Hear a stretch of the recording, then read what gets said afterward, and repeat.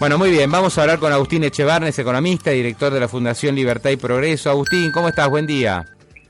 Buen día, Pablo, ¿cómo estás? Un ¿Qué, gusto hablar contigo. qué tal? ¿Qué tal? Agustín, bueno, vos sos, digamos, no sé si denominarlo libertario de la primera hora, ¿no? Pero sos de los que primero viene apoyando a Milei, sin ser parte de la estructura de la Libertad Avanza, pero, viste, cuando muchos decían, no, vamos con Patricia Bullrich, vamos por otra alternativa, y después Milei quedó como, bueno, al final vamos con Milei, ¿no? Que fue lo que terminó pasando con Juntos por el Cambio, con Cambiemos, Macri, Bullrich, finalmente apoyando a Milei, mucha gente que había ido con Patricia Bullrich finalmente también apoyando a Milei, pero vos siempre dijiste, el camino es Milei.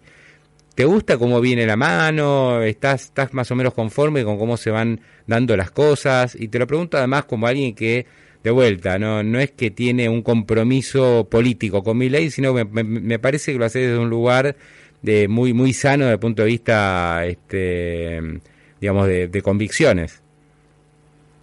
Sí, muchas gracias. Sí, yo apoyo por las ideas de la libertad, obviamente, ¿no? Más allá de las personas circunstanciales.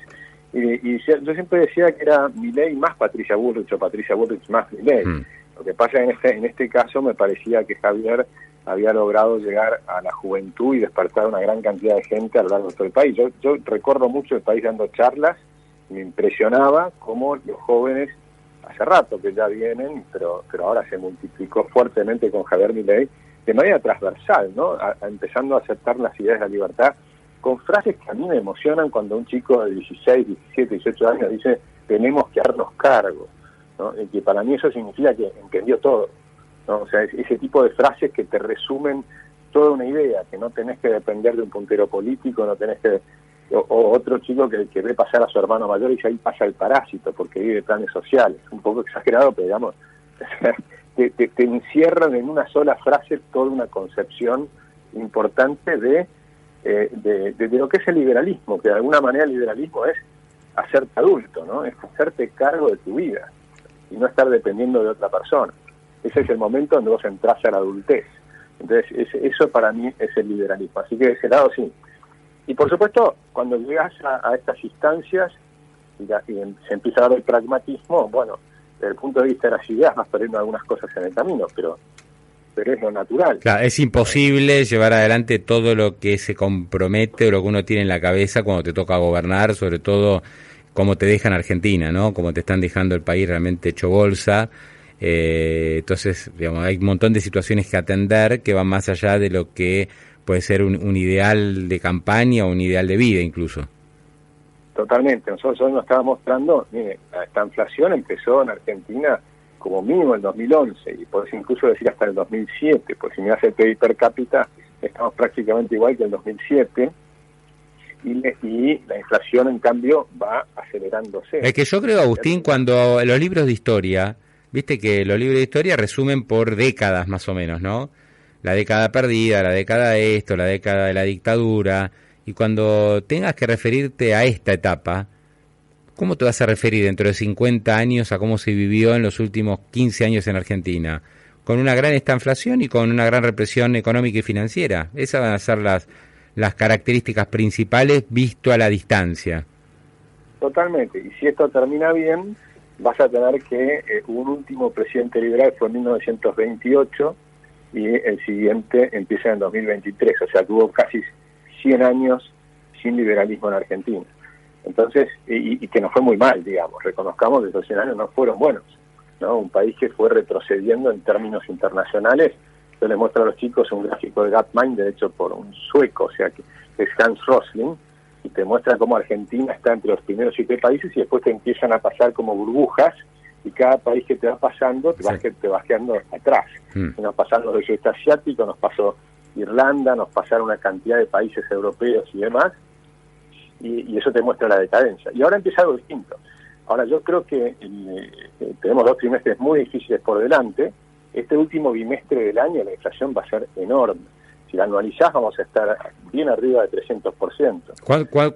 ¿Cuánto esperas de inflación? Digamos, noviembre está cerca entre 12, 13 y diciembre puede ser más. Sí, 12, 7 y diciembre puede ser bastante más. Con lo cual vas a estar probablemente arriba de 400% de inflación si anualizás el bimestre noviembre-diciembre, ¿no? Entonces, digamos, En los últimos 3 meses fueron 254% anualizado, ¿no? El plan Massa para ganar las elecciones. Digamos, se está dejando una situación terrible porque tenés toda la inflación reprimida, ¿no? Precios controlados, tipo de cambio atrasado, combustibles atrasados, tarifas atrasadas, etcétera. Pero eso cuando se empieza a transparentar, tenés un salto de inflación y un salto de pobreza, ¿no? Y eso va a ser grave.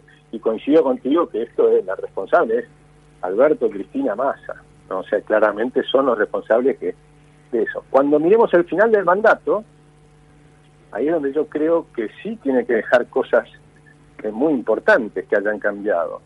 Y para mí lo más importante que tiene que dejar es una inflación muy baja. Pensando en el 2027, Agustín. 2027 tenemos que estar en una inflación que sea de 2 o 4% anual, ¿no? Una pobreza que tiene que estar en la mitad de lo que llegue ahora en diciembre, por ejemplo, o sea, que esté en cerca de 25%, ¿no? Y además a mí me encantaría que deje también el país dolarizado. ¿Y por qué? Más allá de que es cierto que, cuando yo proponía la dolarización hace 5 o 6 años atrás, había reservas en el Banco Central.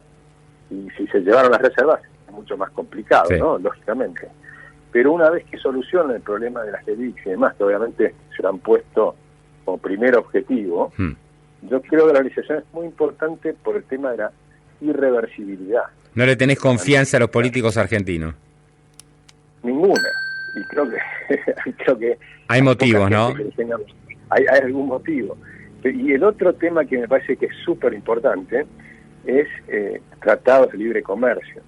Porque fíjate que Juan Bautista Alberdi decía cuando logramos hacer la Constitución del 53, 1853, Alberdi decía la Constitución está por arriba de los usos y las costumbres de la Argentina. Si los usos y las costumbres la logran degradar a través de lo que hagan los abogados, que él era abogado, así que tenía muy claro lo que estaba diciendo, iban a destruir la Constitución, que fue lo que ocurrió. Entonces él proponía, para que eso no ocurra, que atarle las manos a los políticos, hay que hacer tratados con las principales potencias. Y yo creo lo mismo, creo que hay que hacer tratados de libre comercio, como ha hecho, por ejemplo, México, y permitió que ahora un gobierno muy populista, por lo menos tenga un ancla. Y el ancla que tiene es el Tratado de Libre Comercio con Estados Unidos y Canadá, fuertísima el ancla. Si no, sería un desastre el gobierno actual. Es muy malo, el gobierno de AMLO, de López Obrador en México, pero por lo menos tenés eso. Entonces, si vos dejás un país con moneda sana, porque hay que entender qué es el Banco Central. El Banco Central y la aduana son los dos principales lugares de inmensa corrupción de la Argentina. De inmensa corrupción. Estamos hablando de miles de millones de dólares por año de filtraciones que se hacen en esas dos instituciones. Terrible. Fíjate lo que fue ahora, ¿no? Lo que pasó esta semana, Agustín, es impresionante, ¿no? Es como que decís, bueno, ciérrenlo de en serio el Banco Central. Este seguro de cambio totalmente ruinoso que ofreció Miguel Pese, ¿no? Vendió 5.000 millones de dólares en títulos que ofrecen...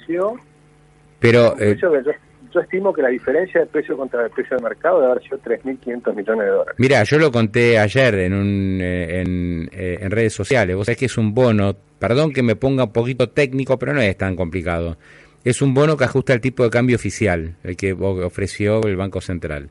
La tasa de ese bono es 0%. Ahora, el mismo bono, mismas características, porque el Tesoro también emite bonos ajustados al tipo de cambio oficial. ¿Por qué se financia con este tipo de instrumentos? El mismo bono, misma duración que ofrece el Tesoro en pesos al tipo de cambio oficial, ajustable al tipo de cambio oficial, rinde menos 68%. O sea, te está regalando realmente una fortuna. Exactamente. Sin ninguna explicación. Y ahí saca el número. Es más, yo creo que eso tiene que ser judicializable. O sea, yo espero que los fiscales lo investiguen. Para mí eso es malversación de fondos. Pero es una locura eso. Y esas son ilícitas, porque estas cosas las vienen... No es la primera vez. Entonces yo digo, esto lo viene haciendo permanentemente. El lugar donde se producen las mayores transferencias de riqueza de pobres a ricos es el Banco Central. Y el segundo lugar donde se produce la mayor transferencia de riqueza de pobres a ricos es la aduana. Es decir, la falta de libre comercio. Por ejemplo, pagamos las computadoras, los teléfonos, los autos, todo más caro de lo que deberíamos pagar. Eso es una transferencia de riqueza de pobres a ricos. Y el Banco Central es de terror. Entonces, generar no solo las transformaciones que necesitas, sino que después esas transformaciones permanezcan en el tiempo. Eso es lo que es esencial, y por eso hay que hacer tratados de libre comercio, porque te dan te permiten planificar a largo plazo. Ahora, realmente todo lo que hablas es un cambio muy fuerte, ¿no? Como que, digamos, te escucho a vos y es dar vuelta totalmente lo que se ha hecho en materia económica en los últimos 50 años. Yo no sé, viste, hasta dónde puede llegar, nadie lo sabe, hasta dónde puede llegar Milei. No tiene muchos legisladores, hay mucha resistencia por ahí de la gente, de los políticos sobre todo. Está muy complicado. Vamos a ver, ni arrancó, ¿no? Pero tiene algo a su favor, para mí tiene algo a su favor, que es que lo votó el 56% de la gente para que haga esto, porque él propuso un programa con todas las letras. Tenemos una gran ventaja, tenemos un presidente que ha hablado con la verdad, su verdad, ¿no? No digo que sea la verdad con mayúscula, pero no miente. Y eso es un tema importantísimo. No te vende espejitos de colores, no andas saltando con globitos. Él te dice, vamos a tener una situación muy difícil, pero vamos a hacer esto. O sea, hay que ver, ahora, si no puede tener el ancla de la dolarización de inmediato, el ancla fiscal pasa a ser más que siempre fundamental, pero en este caso es la única que le queda. Entonces tiene que tener un ancla fiscal que realmente funcione, y tenemos que ver ajustes importantes. Algunas señales están buenas, yo lo veo, por ejemplo, algunos son símbolos, pero que para mí también son importantes, como el gobernador de Tucumán, que te dice voy a viajar en avión de línea, ¿no? En vez de usar el avión de la provincia, que es mucho más caro. Bueno, ese tipo de gestos yo creo que son importantes, porque acá el ajuste no solo es de la nación, sino también de las provincias y de los municipios. Los municipios han engrosado sus presupuestos, y la gente y los asesores en los consejos deliberantes y demás de una forma brutal. Todo eso tiene que cambiar, y a cambio de eso tenemos que generar empleo genuino en el sector privado. Ese es el inmenso desafío. ¿Cuánto empleo privado vamos a generar en los próximos 4 años? Uh-huh. Bueno, vamos a ver, ojalá que se den por lo menos la mitad de las cosas, ¿no? Que uno espera que ocurran. Hay un montón de buenos augurios, de una dirección correcta, creo. Pero bueno, después hay que ver cómo van saliendo las cosas. Yo le tengo miedo, Agustina, a esos primeros 6 meses que vos hablás, que van a ser muy duros y que van a poner en duda realmente que se esté yendo hacia una dirección adecuada, ¿no? Y eso creo que va a ser lo más importante, atravesarlo. Sí, y ahí yo creo que la juventud va a tener un rol de salir a apoyar, ¿no? Y demostrar si hay manifestaciones pagas, porque muchos son pagos en contra. Bueno, tal vez se pueda hacer manifestaciones naturales que surjan de apoyo a decir, mira, sabemos que es duro y lo apoyamos. Ese tipo de cosas me parece que van a ser importantes. Uh-huh. Agustín Echevarne, gran abrazo, gracias. Igualmente, un gran abrazo. Hasta luego.